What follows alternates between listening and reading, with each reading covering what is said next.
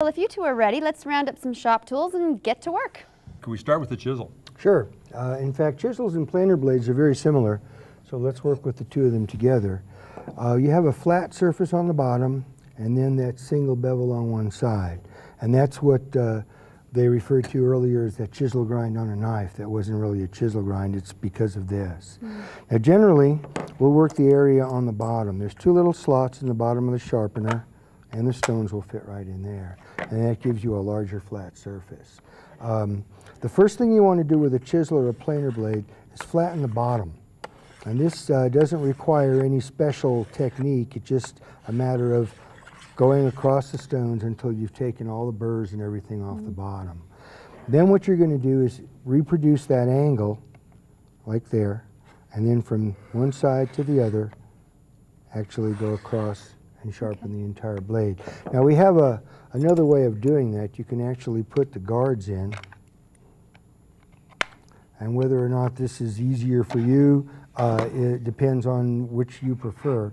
But here you can actually do it the same way. And with a planer blade, you would do it the same way. You would first clean up the bottom so there's no burrs and you've got a nice flat surface on the bottom. Match your angle, go from corner to corner, just right across. Now I start with the gray stones and I continue using the gray stones until, like pinking shears, they'll cut a piece of paper, and then I'll use the white stones until they'll shave hair. Nice clean edge is what you want. It just makes it a lot easier to do the job. That looks great. My dad's a woodworker. Would this sharpen a wood gouge?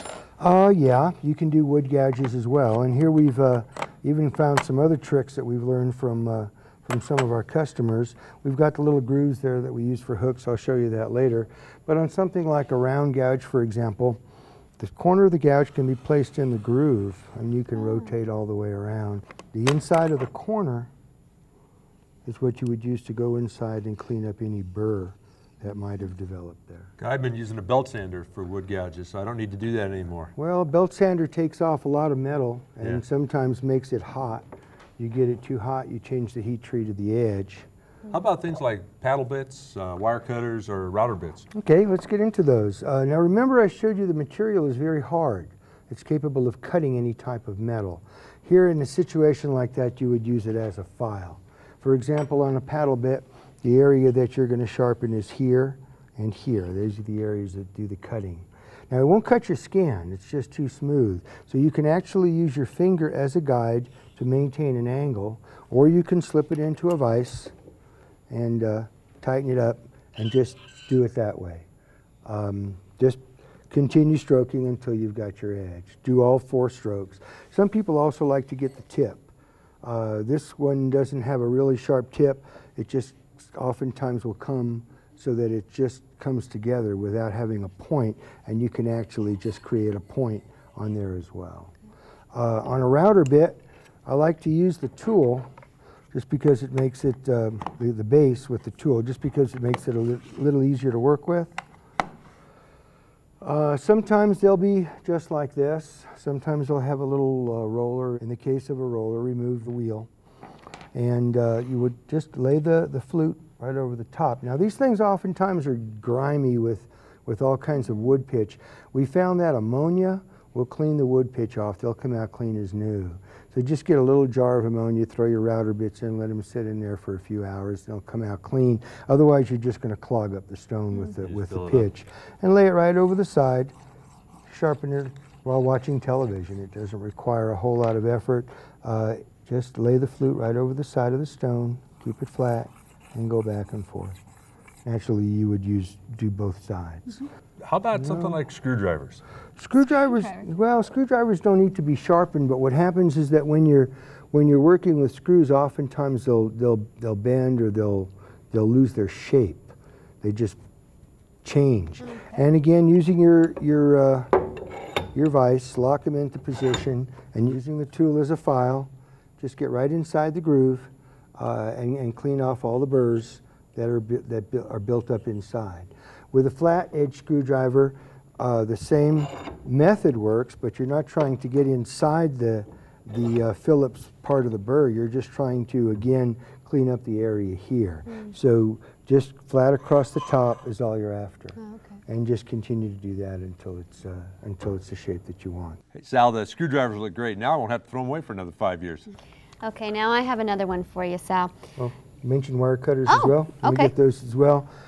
Here again, you've got a very hard stone, you've got a very hard piece of steel, but the stone is harder. The area that you're going to sharpen is inside here and inside here, the same as you'd use for a cuticle nipper, for example.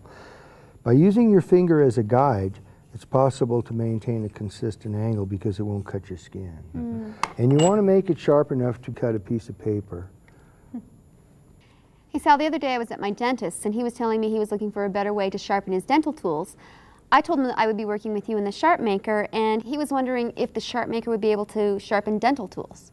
Yes, actually we sell quite a few ceramic stones to dentists. They're not always in this shape. We have a variety of different shapes that we produce, but with your dental tools, you're going to be using the stone as a file, and you're going to be using your finger as a guide, so that you would set the angle and your finger in position and just go down the stone. It's better to go just in one direction, leading with the cutting edge, because you're less likely to be rocking it than if you go back and forth. Any of the surfaces will work. Some dentists prefer the fine stone, some dentists prefer the coarse stone, so they'll actually have to try both to see. A chisel would be that way, something, or a scaler, something like an Explorer, you would use the little groove in the side of the stone and just handheld and rotate. You want to get as much a rotation as you can all the way around. These are used for exploring, and so they're not really poking and scraping so much as they are just checking out things. Sal, if we're doing pointed tools like this, can we do awls, darts, needles? Yeah, and I've got some examples here. There I prefer to use the base because, again, we're looking for consistency, and by using the hole there, for example, with a dart, you can keep it straight up and down just like you do with a knife as you rotate it. And that will give you a nice concentric point. And every time you go back, it'll be consistent. The same would apply to an awl. Just make sure to rotate it as you sharpen it, and you'll get a nice clean edge. Now, this is a carbide scribe, but remember the stone is harder than carbide, and you can actually sharpen your carbide scribes using the same method. Now, you have some oddball items on here like clippers, potato peeler, cuticle clippers. How do you sharpen those? In each case, you're going to use the tool, the stone as a file, and you're going to just work with the cutting edge. The cutting edge is there. Now you can keep it opened and work with your fingers on both sides, going back and forth, which will get both sides. Or occasionally I'll just work it closed. Put your finger on both sides and do the same thing. It doesn't take too much. These are not really hard steels. But the best way, again, is to see if you can cut a hair or a little piece of paper. Nails are pretty hard. If it'll cut paper or hair, it'll cut anything. A cuticle nipper, the same way. You've got an angle there, you've got an angle there. Use your finger as a guide and just maintain your angle. 3 or 4 strokes. Same thing on the other side. Just 3 or 4 strokes. It usually doesn't take much to clean these up because you're going to maintain them. They work, most tools work best, all tools work best when they're sharp. And the longer you keep them sharp, the better off you are. Now this is an oddball that most people have, and they're very inexpensively made. So they don't come nearly as sharp new as they could be, which is kind of a shame because it's quite an invention. But here you have 2 blades that are coming together. They're ground from the top, and that's usually where they stop. So more often than not, there's a little burr on the inside. So the first thing you want to do is get the stone up on the inside and just go back and forth like that about 5 or 6 times, and that'll cut off the burr. And then just holding it like you were peeling a carrot from the heel to the tip, just sharpens both sides at the same time. And they get very sharp. You'll feel the difference right away. It's a great tool. It's a shame they don't really take them to the limit. Sal, it looks like the Sharpmaker can just about sharpen anything we ever want. Yeah, we've learned a lot today. You want to do the hooks? Sure. That'd be great. Okay, there's different kinds of hooks. The very large hooks that they're using for deep sea fishing have a cutting edge here as well as the point. And so getting in there and actually creating a sharp edge here is part of what you're looking for. The point itself is done in the little groove in the stone, and that can be just back and forth. Okay. Now if you're working with a very small hook, fly hook or something like this, the groove is actually too large to create the kind of a point you're looking for. So you put the two stones together, and then right in the area between the two stones, that's where you'll sharpen that. They come down to infinity, and you'll get a very, very sharp point. Great. So Sal, what about the care and feeding of the Sharpmaker? How do you clean it? Well, it doesn't require a lot of maintenance.